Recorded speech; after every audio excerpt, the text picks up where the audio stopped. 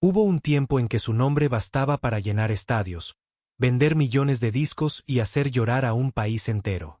Hoy, Isabel Pantoja, símbolo de pasión, resiliencia y triunfo, atraviesa uno de los capítulos más oscuros de su vida.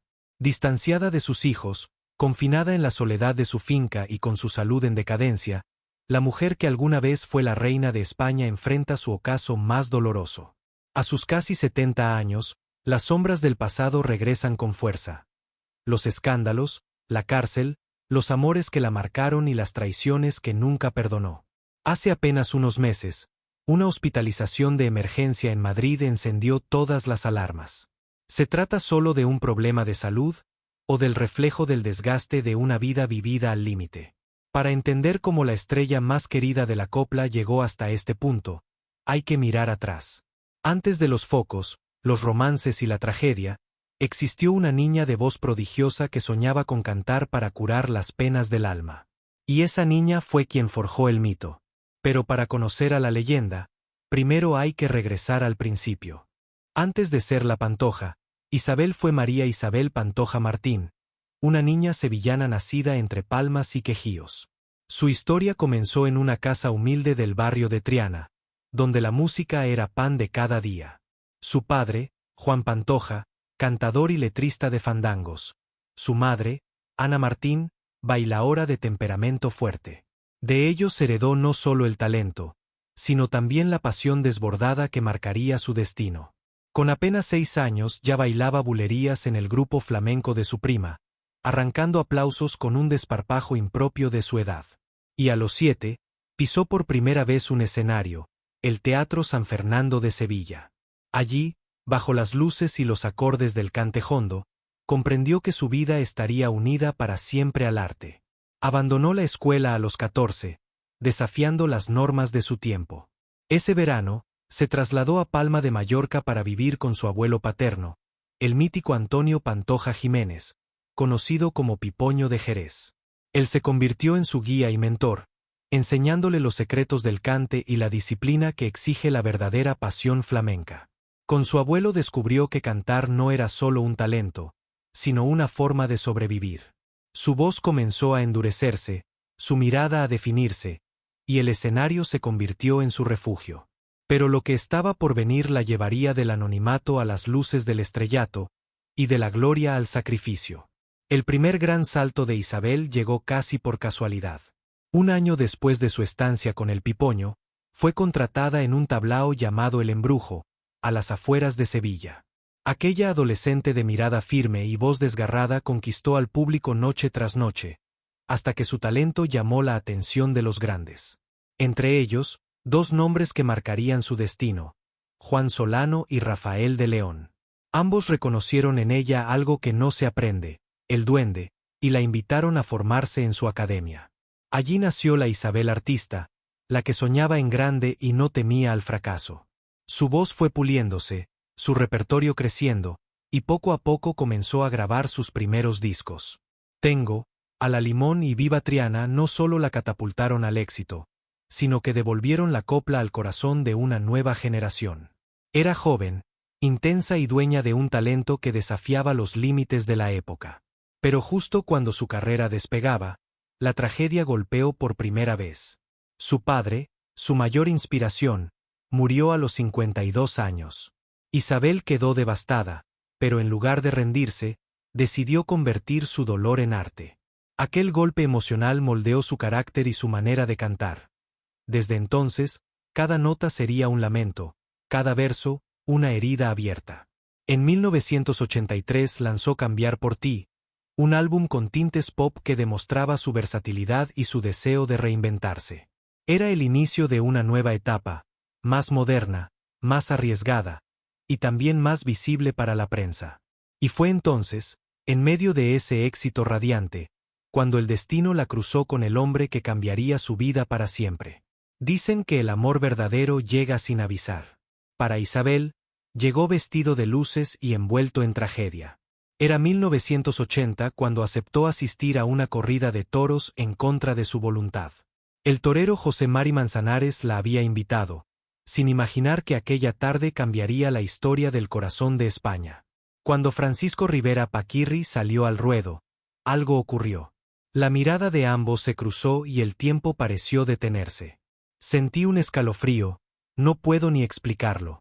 Recordaría años después Isabel, con la voz temblorosa. Lo que siguió fue un cortejo digno de novela. Paquirri no descansó hasta volver a verla.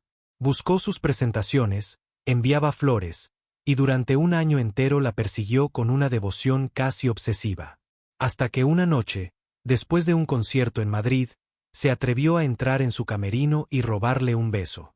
Ahí comenzó la historia que toda España seguiría día a día, como un cuento de hadas en directo. En 1983, ya libres de los obstáculos legales del pasado, anunciaron su boda. Y el país entero enloqueció. Sevilla se vistió de gala, los fotógrafos se agolparon en las calles y los titulares la coronaron como la boda del siglo. Nadie imaginaba que, tras esa felicidad, se escondía un presagio oscuro. Durante el ensayo general, una enorme lámpara cayó sobre el altar. Nadie resultó herido, pero el incidente fue interpretado como un mal augurio. El amor de Isabel y Paquirri parecía indestructible, pero el destino tenía otros planes. Y lo que ocurrió después dejó a toda España en estado de shock. Sevilla amaneció vestida de blanco. Era el 30 de abril de 1983 y la ciudad entera parecía contener la respiración. Isabel Pantoja, con un vestido de 7 metros de cola y un tul que parecía flotar en el aire, salía rumbo a su boda con Francisco Rivera Paquirri. El carruaje avanzaba entre vítores, flores y campanas que repicaban como si la gloria misma pasara por las calles. A su paso, un anciano gritó emocionado: «Hay boda en Sevilla, la mejor del mundo entero». Dentro de la iglesia del Gran Poder, los flashes de las cámaras competían con las lágrimas de emoción. Cuando Isabel dijo «sí, quiero», el país entero se enamoró con ella.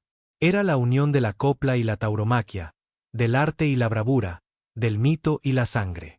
Pocos meses después, el 9 de febrero de 1984, nacía su hijo, Francisco José, y la felicidad parecía completa.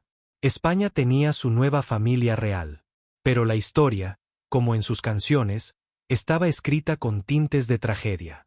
Solo 7 meses después, el 26 de septiembre de 1984, Paquirri entró por última vez en una plaza de toros. Llevaba un traje verde y oro, símbolo de esperanza, aunque esa tarde la suerte lo abandonaría. El toro avispado lo embistió con furia y el silencio cayó sobre Pozoblanco. Intentaron salvarlo, pero las heridas eran demasiado profundas. Su cuerpo, llevado de urgencia al hospital, nunca llegó con vida. En casa, Isabel esperaba la llamada de siempre, aquella que solía traerle tranquilidad. Pero esa noche, el teléfono trajo la peor noticia de su vida. «Me partió en dos», diría años después, con la voz quebrada. A los 28 años, Isabel se convirtió en la viuda de España. Se encerró en su casa, vestida de negro, sin conceder entrevistas ni cantar durante más de un año. Hasta que en noviembre de 1985, cuando el silencio se volvió insoportable, regresó a los escenarios con Marinero de Luces, un disco que era más epitafio que álbum. Cada canción era un grito contenido, una oración por el amor perdido. El público, conmovido, la consagró como leyenda. Pero mientras España la veía renacer, Isabel seguía viviendo entre fantasmas. El dolor, dicen, nunca se va, solo cambia de forma. En los años que siguieron, Isabel se volcó en su carrera, pero el vacío permanecía. En 1990 debutó en el cine, compartiendo cartel con figuras como Arturo Fernández y José Coronado. Fue un intento de reinventarse, de demostrar que aún quedaba una artista más allá del mito de la viuda. El verdadero renacimiento llegó en 1995, cuando adoptó a su hija Isabel, una niña peruana de apenas unos meses. Años después, recordaría ese momento con una sonrisa: «Ahora tengo todo lo que necesito para ser feliz». Durante un tiempo, lo fue. Pero el destino volvió a probarla. En el 2000 conoció a Diego Gómez, su representante, con quien vivió una relación discreta y estable. Sin embargo, el romance terminó 3 años más tarde, dejando paso a una etapa que cambiaría para siempre su reputación. En 2003, Isabel se enamoró de Julián Muñoz, el entonces alcalde de Marbella. El país se dividió. Algunos la defendían, otros la juzgaban sin piedad. Las portadas la perseguían, las cámaras acampaban frente a su casa, y cada gesto se convertía en noticia. La prensa pasó de idolatrarla a devorarla. Lo que comenzó como una historia de amor se transformó en un escándalo que arrastraría su nombre a los tribunales. Y lo que ocurrió después marcaría el capítulo más oscuro de su vida. La mañana del 2 de mayo de 2007, España amaneció con una noticia que nadie esperaba. Isabel Pantoja había sido detenida. Los titulares hablaban de corrupción, blanqueo de dinero y Marbella. La imagen de la artista entrando a los juzgados, esposada y cabizbaja, recorrió el mundo. El caso Malaya, el mayor escándalo urbanístico de la historia reciente, la había alcanzado de lleno. Su pareja, Julián Muñoz, exalcalde de Marbella, era el principal acusado, y ella, su cómplice sentimental. El país que alguna vez la aclamó ahora la condenaba con la mirada. Durante horas fue interrogada y luego liberada tras pagar una fianza de 90.000 euros. Pero el daño ya estaba hecho. Su nombre estaba manchado. En 2013 llegó la sentencia, 2 años de prisión y más de 1 millón de euros de multa. Intentó aplazar la condena, pero la justicia fue implacable. El 21 de noviembre de 2014, Isabel Pantoja ingresó a la prisión de Alcalá de Guadaira. El silencio en la entrada fue absoluto. Solo se escuchaban los clics de las cámaras y los gritos de algunos fanáticos que lloraban su caída. Durante más de un año vivió entre rejas, aislada, marcada por la vergüenza y el arrepentimiento. Los informes decían que apenas hablaba, que pasaba las horas escribiendo y cantando en voz baja. Hasta que en diciembre de 2015 obtuvo el 3er grado, y en marzo de 2016 recuperó la libertad condicional. Su regreso fue cauteloso, pero lleno de simbolismo. Volvió a la música con un álbum grabado junto a Juan Gabriel, Hasta que se apague el sol. Era su forma de decirle al mundo que aún no estaba vencida. El público volvió a aplaudirla, pero algo en ella ya no era igual. Porque aunque había salido de prisión, las cicatrices seguían encerradas por dentro. Salir de prisión fue un respiro, pero no una liberación. La vida de Isabel Pantoja fuera de los muros no era más fácil que dentro. Su relación con sus hijos, Kiko e Isa, se había deteriorado hasta casi romperse por completo. Los años de escándalos, silencios y ausencias habían dejado heridas profundas. Kiko, su hijo mayor, había crecido entre flashes y titulares, y a pesar de su fama televisiva, arrastraba la sombra del apellido. Vivía a toda velocidad. Fiestas, excesos, amores fugaces. En 2010 la convirtió en abuela, pero ni siquiera eso logró acercarlos. Isa, por su parte, seguía su propio camino. Abandonó los estudios a los 17, quedó embarazada y se convirtió en madre siendo apenas una adolescente. Cuando Isabel recuperó la libertad en 2016, esperaba reencontrarse con su familia. Pero lo que encontró fue distancia y reproches. Los conflictos por la herencia de Paquirri y la finca Cantora encendieron la tensión entre madre e hijo. El dinero, los recuerdos y los resentimientos se mezclaban en una batalla que parecía no tener fin. En público, Kiko decía amarla. En privado, la acusaba de ocultarle la verdad sobre la fortuna familiar. La prensa, una vez más, devoraba cada palabra. Cantora, el refugio donde Isabel buscaba paz, se había convertido en su jaula. La artista más querida de España estaba atrapada entre la culpa, el orgullo y la soledad. Pero una vez más, el destino la pondría frente a las cámaras, y esta vez, de la forma más inesperada. El 9 de abril de 2019, Isabel Pantoja sorprendió a todos, anunció su participación en el reality Supervivientes. La noticia cayó como una bomba. ¿Cómo era posible que una leyenda de la copla, con décadas de historia, aceptara un reto tan extremo? La respuesta era simple: necesitaba dinero, pero sobre todo, necesitaba volver a sentirse viva. Desde el primer día en la isla, demostró que su fama no era un escudo. Luchó contra el hambre, el frío y la exposición mediática más brutal. Durante semanas fue el alma del programa. Cantaba, lloraba, se enfrentaba, sobrevivía. Y aunque su cuerpo se debilitaba, su espíritu renacía ante millones de espectadores. Sin embargo, tras 10 semanas de competencia, los médicos ordenaron su retirada por prescripción médica. El público la despidió entre aplausos y lágrimas. Parecía haber recuperado algo que había perdido, la conexión con la gente. Poco después, el mundo se detuvo con la pandemia. Isabel se refugió en su finca de Medina Sidonia junto a su madre Ana y su hermano Agustín. Durante el confinamiento, las cámaras callaron, pero las ausencias hablaron más fuerte. Cuando todo volvió a la normalidad, regresó a la televisión como jurado de Idol Kids, guiando a jóvenes talentos que la veían como una diosa caída. Parecía un nuevo comienzo. Pero la vida aún le tenía reservado el golpe más devastador de todos. Y lo que ocurrió después la marcaría para siempre. El 14 de febrero de 2021, Isabel lanzó su sencillo Enamórate. Era el primer paso de una gira que prometía devolverle la luz de los escenarios. Pero unos meses más tarde, el destino volvió a golpearla donde más dolía. Su madre, doña Ana, falleció a los 90 años. Aquella mujer que había sido su sostén, su amiga y su razón de seguir luchando, se había ido para siempre. La noticia coincidió con la boda de su sobrina Anabel, y el drama familiar volvió a ocupar los titulares. Kiko renunció a la celebración para estar al lado de su madre, mientras Isa, con quien Isabel apenas hablaba, no apareció. La fractura familiar se volvió pública, y la prensa no tuvo piedad. Aún con el corazón roto, Isabel decidió seguir cantando. Su madre habría querido que lo hiciera.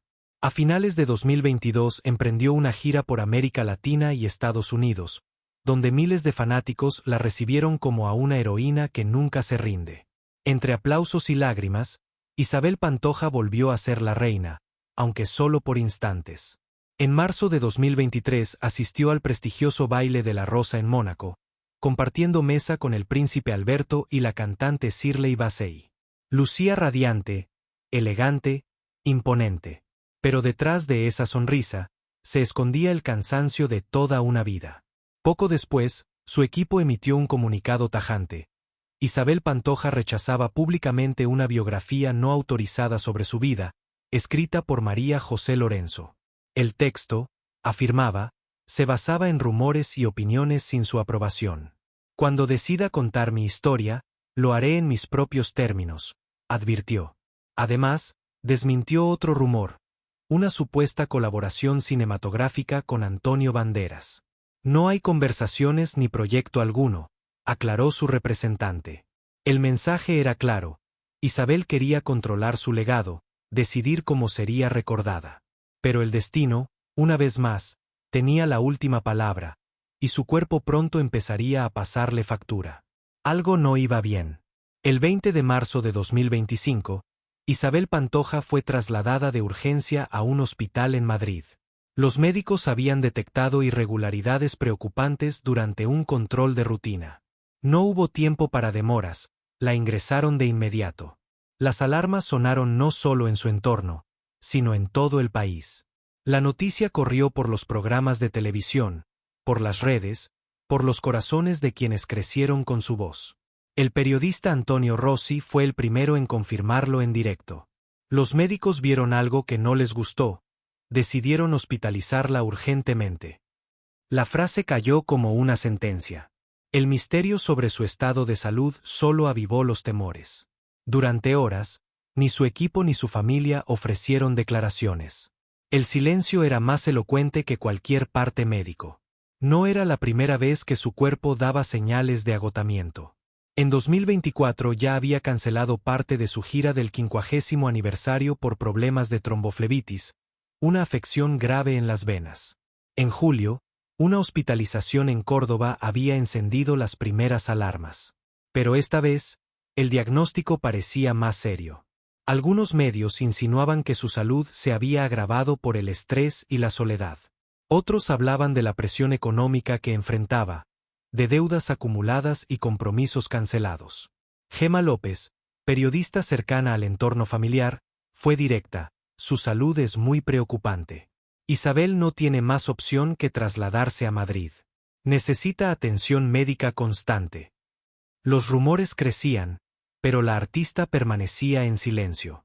Se decía que, además del tratamiento, estaba trabajando en un proyecto que podría ser su última gran obra, una serie documental sobre su vida, acompañada de una adaptación ficcional que mostraría sus luces y sus sombras. Una confesión final, narrada con su propia voz. 50 años después de haber comenzado su carrera, Isabel Pantoja enfrenta la batalla más difícil, la del tiempo. Su cuerpo pide descanso, pero su alma sigue cantando. Entre los pasillos del hospital, las enfermeras la describen como tranquila, educada, agradecida. Todavía tiene esa mirada de escenario, comentó una de ellas. Su familia, dividida durante años, vuelve a reunirse a su alrededor. Kiko e Isa han sido vistos entrando al hospital por separado, sin cámaras, sin declaraciones. Tal vez la enfermedad haya logrado lo que los años no pudieron. Recordarles que, al final, más allá de los conflictos, todos pertenecen a la misma historia. La de una mujer que amó, perdió, cayó y volvió a levantarse una y otra vez. Una mujer que convirtió el dolor en arte y el escándalo en supervivencia. Una artista que lo dio todo, incluso cuando ya no le quedaba nada. Hoy, el futuro de Isabel Pantoja es incierto. Su salud pende de un hilo, pero su legado está intacto. Las luces se apagan lentamente sobre el escenario, pero su voz, esa voz rota, intensa y eterna, seguirá resonando en la memoria de España. Porque Isabel Pantoja no es solo una cantante. Es una historia. Y aún no ha terminado de contarse.